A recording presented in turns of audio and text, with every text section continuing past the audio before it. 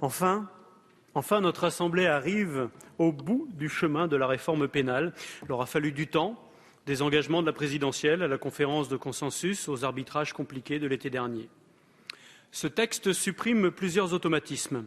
Tout d'abord, il supprime les peines planchers mises en place en 2007, qui ont été un échec. D'une part, parce que la loi n'a pas eu d'influence sur le taux de récidive, qui a même augmenté.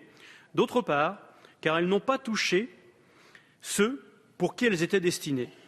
Les personnes en récidive pour des crimes et des délits graves.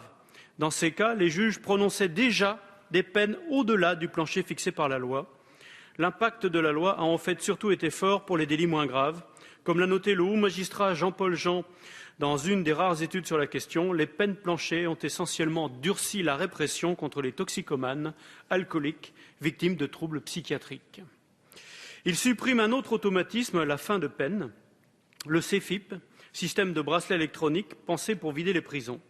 La droite, qui n'a cessé de mettre en place des peines automatiques pour remplir les prisons, a, avec la même inventivité, créé de nombreux dispositifs pour les vider. On pourrait citer les grâces présidentielles, à l'amnistie, en passant par les CFIP, les crédits de réduction de peine ou les aménagements ab initio. Afin d'avoir un droit cohérent, il faut en finir avec tous ces automatismes qui visent à vider automatiquement ce que l'on a rempli automatiquement.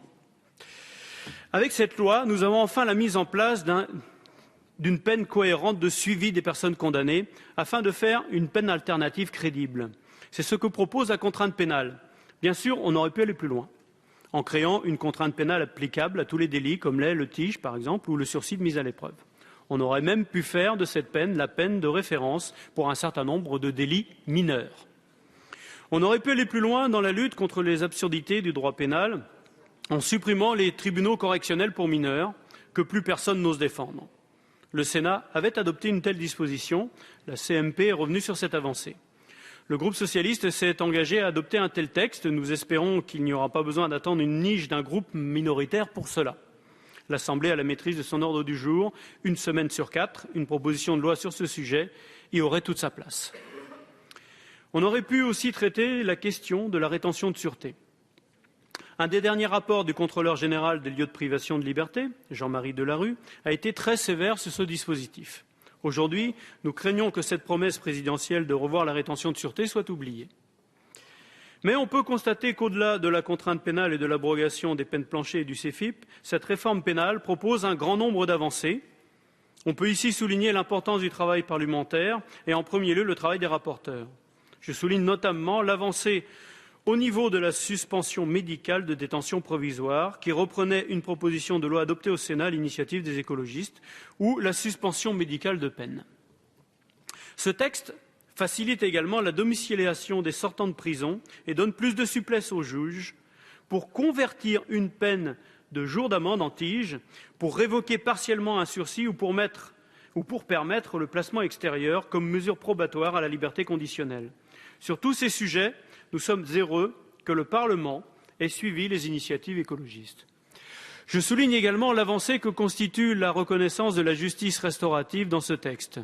Nous y étions très attachés. Ce type de justice doit en effet se développer dans notre pays. En associant mieux victimes et condamnés, on permet à la justice d'être plus efficace, d'être plus à l'écoute des attentes des victimes et on améliore la réinsertion. Parmi les innovations, permettez-moi toutefois de souligner quelques inquiétudes sur des dispositions qui n'ont pas, ou trop vite, été étudiées par notre Assemblée. L'article 7 A modifie les règles concernant les personnes jugées pour des délits alors que leur discernement était altéré. Il réduit du tiers la peine encourue, mais impose également un certain nombre d'obligations. Le sujet est grave. Il suffit d'aller en établissement pénitentiaire pour comprendre la difficulté de voir des personnes qui n'ont rien à y faire. Toutefois, la multiplication des mesures de contrôle et des obligations pesant sur ces personnes condamnées fait peser le risque d'une justice plus sévère pour des détenus pourtant déclarés irresponsables.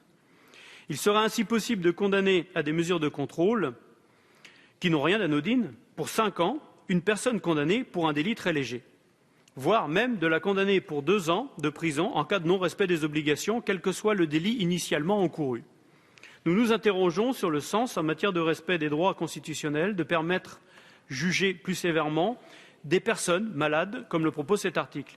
J'espère que le Conseil constitutionnel pourra y apporter une réponse. À l'article 15, nous restons opposés à la possibilité de mettre en place de la géolocalisation et des écoutes pour les probationnaires. Dès lors que seuls 2 ans sont encourus en cas de non-respect de la contrainte pénale, cette possibilité nous paraît aller contre le droit des personnes et le principe de proportionnalité. Dès lors, il est probable que le Conseil constitutionnel ou la Cour européenne des droits de l'homme censurerait un tel dispositif. L'article 15 ter permet d'octroyer aux officiers de police judiciaire un pouvoir de transaction pénale. Les missions de la PJ s'opposent à la possibilité de lui octroyer un pouvoir de transaction, dès lors que son rôle consiste à rendre compte des infractions à la loi pénale à l'autorité judiciaire et à se conformer à ses directives. Je ne vois pas comment le Conseil constitutionnel pourra accepter cette atteinte à la séparation des pouvoirs. De plus, pour fixer les peines, l'OPJ ne pourrait que se baser sur les fichiers de police aux lacunes évidentes et non sur les fichiers judiciaires.